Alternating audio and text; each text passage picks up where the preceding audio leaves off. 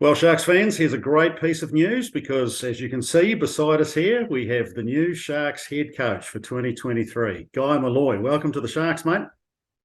Hey, pleased to be here, Nick. Hi to all the fans. Really honoured to be your new head coach. Hey, so tell us, mate, what was it that made you want to throw your hat in the ring for this one? Yeah, well, look, obviously I had a bit of a rugged year last year in the National League. I don't think it was really representative of what I stand for as a coach, and always held the Sharks program in the highest regard. One of my very best mates in the world, Rob Beveridge, was your previous head coach, and he talked to me a lot about how good the community was, how good the basketball program was, how good the facilities were. And he said, "Look, yeah, have a really good think about this." And after having a chat to yourself and Jill and other people, I was getting a feel that this was going to be a pretty good fit for me. Well, we're absolutely stoked, mate. We really are.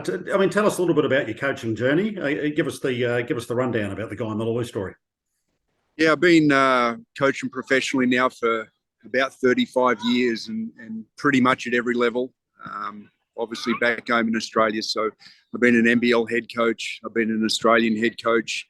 I've been a WNBL head coach. Obviously, I'm also the current head coach of the Tall Ferns, and we've got the Olympic qualification series that starts next year. Mate, I've coached about 5 different World Cups. So, I've been doing it for a long time. I've been really fortunate to have coached a lot of Australia's elite players over my time.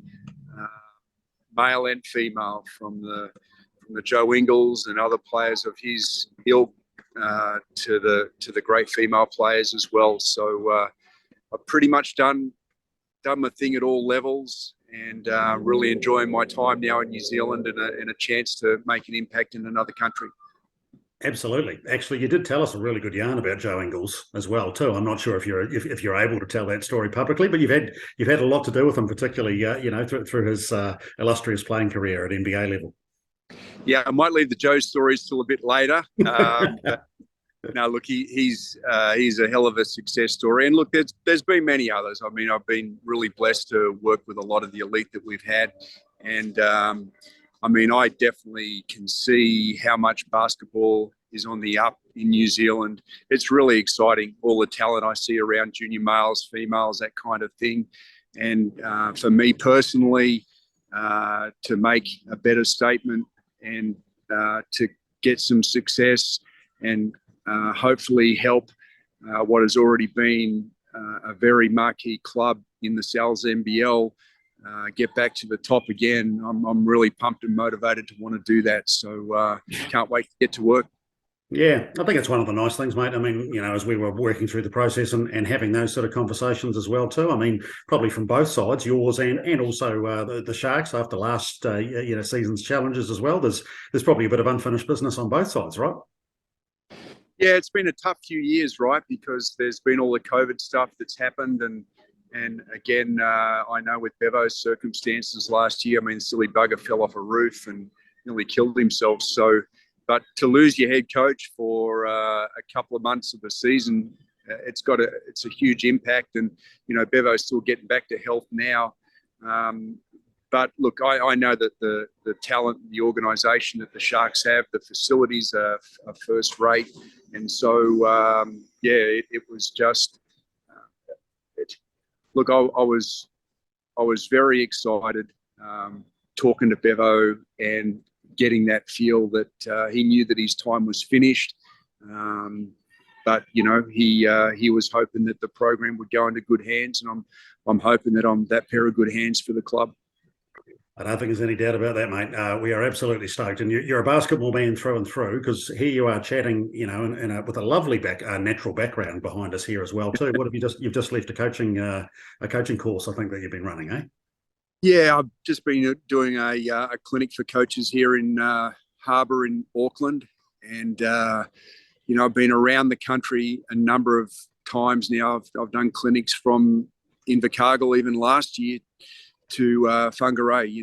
I've been everywhere, and I know there's a huge passion for the sport, and the Tall Blacks are definite players on the world stage, and we're really aspirational in trying to get there with the Tall Ferns as well. So, but look, hey, I just love the game so much, and I just love helping younger players get better. And, this is a real challenge for me to take on with this program. I want to really put my fingerprints on this team and create a stamp and standards for the club. I just can't wait to get to work. Good stuff. Well, we've got a wee holiday break between times. What's your plans for Christmas, mate, before we get you down to Invercargill? I'm going to head home for a bit of a break. It's been a big 12 months. So this past year has been some real ups and downs, and so I'll enjoy that Christmas break. But look, I won't be too far from things. I do intend to catch up with a few of the NBL clubs when I get back home to Australia and just start our recruiting for the Sharks. And as always, you're just studying the game and trying to find edges and better things to do. And that's what I'll lock into while I'm home. Yeah, good stuff, man. Well, listen, as I say, absolutely stoked.